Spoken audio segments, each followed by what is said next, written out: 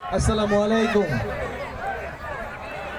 6 নম্বর নিসপাড়া union BNP আয়োজিত আজকের এই ইফতার মাহফিলের সম্মানিত সভাপতি উপস্থিত, 6 নম্বর ইউনিয়নের সম্মানিত সভাপতি ফারুক ভাই, সাধারণ সম্পাদক আনিস এবং আমাদের বীরগঞ্জ থেকে যারা এসেছেন, বিভিন্ন যুবদল, ছাত্রদল, স্বেচ্ছাসেবক দল, কৃষক দল, তরুণ দল, তাঁতি দল থেকে শুরু করে বিভিন্ন পর্যায়ের নেতৃবৃন্দ।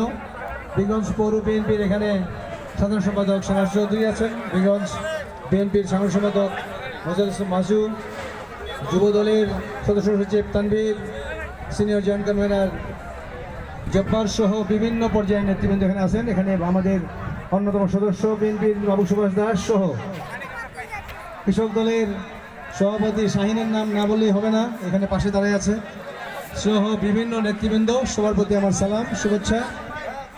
আমরা অনেক দিন পর এই কল্যাণী স্কুল মাঠে সমবেত হয়েছি।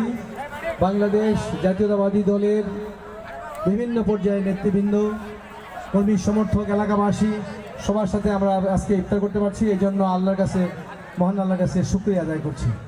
আল্লাহর অশেষ রহমতে আমরা এখানে আজকে সমবেত হয়েছি। আমরা আজকে দোয়া করব আমাদের প্রাণপ্রিয় নেত্রী বেগম খালেদা জিয়ার জন্য, যিনি চিকিৎসার্থে লন্ডনে অবস্থান করছেন। আমরা আশা করি উনি সুস্থ শরীরে ফিরে আসবেন।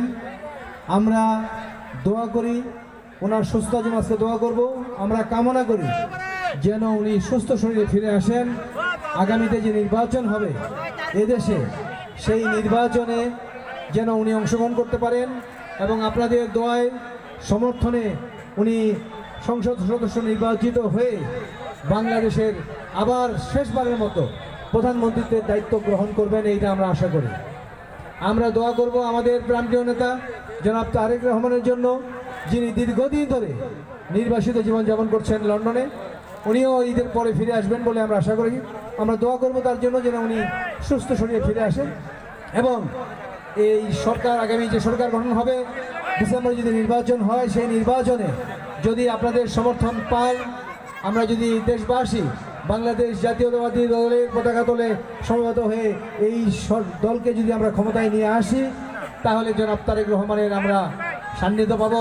তার যে উন্নয়নমুখী যে কার্যকলাপ আমরা দেখতে পাচ্ছি, তাতে আমরা মনে করি যে আগামীতে বাংলাদেশে একটা সংসদীয় গণতন্ত্র প্রতিষ্ঠিত হবে, গণতন্ত্র ফিরে আসবে এবং আমরা তারেক রহমানের সাহেবের যে একটা সেবা পাব। আমরা দোয়া করি আমাদের পরস্পরের জন্য, জাতির জন্য, যেন আমরা আগামীতে যে স্বৈর শাসনের পরে 5ই আগস্টের পরে যে নতুন বাংলাদেশ আমরা পেয়েছি, এই বাংলাদেশকে যেন আমরা এগিয়ে নিয়ে যেতে পারি। অনেক ষড়যন্ত্র হচ্ছে যেন নির্বাচন না হয়, সংস্কারের নামে কালক্ষেপণ করা হচ্ছে, বিভিন্ন রকম দাবি দেওয়া হচ্ছে, বিভিন্ন ধরনের পরিশোধ করা হচ্ছে। কিছু দল নির্বাচন বাধাগ্রস্ত করার চেষ্টা করছে। আমরা বলেছি সংস্কার একটা চলমান প্রক্রিয়া, কেউ সংস্কার একদিনে করতে পারবে না, সংস্কার চলতেই থাকবে যুগের পর যুগ। যে সংস্কারটা একটা সুষ্ঠু নির্বাচনের জন্য প্রয়োজন, সেই সংস্কার খুব অল্প সময়ে করা যায়। সরকার যদি ইচ্ছা করেন, সেটা 3 মাস 4 মাসের মধ্যে সংস্কার করে একটা নিরপেক্ষ নির্বাচনের ব্যবস্থা করতে পারেন এবং সেটা ডিসেম্বর একটা ডেডলাইন দেওয়া হয়েছে। এই ডিসেম্বরে নির্বাচন দিতেই হবে। এই ডিসেম্বরের পরে আমরা নির্বাচন পিছিয়ে দিতে পারি না। আমরা ঐক্যবদ্ধ থাকবো ইনশাল্লাহ। ঈদের পরে আমরা দেখব সরকার একটা রোড ম্যাপ যদি ঘোষণা করে, খুব ভালো কথা। আর যদি কোনো রোড ম্যাপ ঘোষণা না করে, তাহলে আমাদেরকে আবার মাঠে নামতে হবে, দাবি তুলতে হবে নির্বাচনের জন্য। ইনশাল্লাহ ঈদের পরে আপনাদের সাথে আবার দেখা হবে। আমরা প্রত্যেকটি ওয়ার্ডে, মহল্লায় যাব এবং নির্বাচনের বিষয়ে আপনাদের সাথে আবার আমরা আলোচনা করব। আজকে আমার বক্তব্য এখানে শেষ করছি।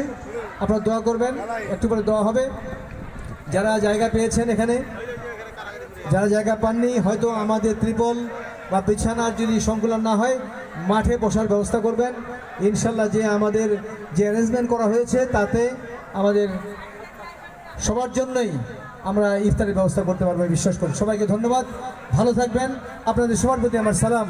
আসসালামু আলাইকুম ওয়া রাহমাতুল্লাহি ওয়া বারাকাতুহু।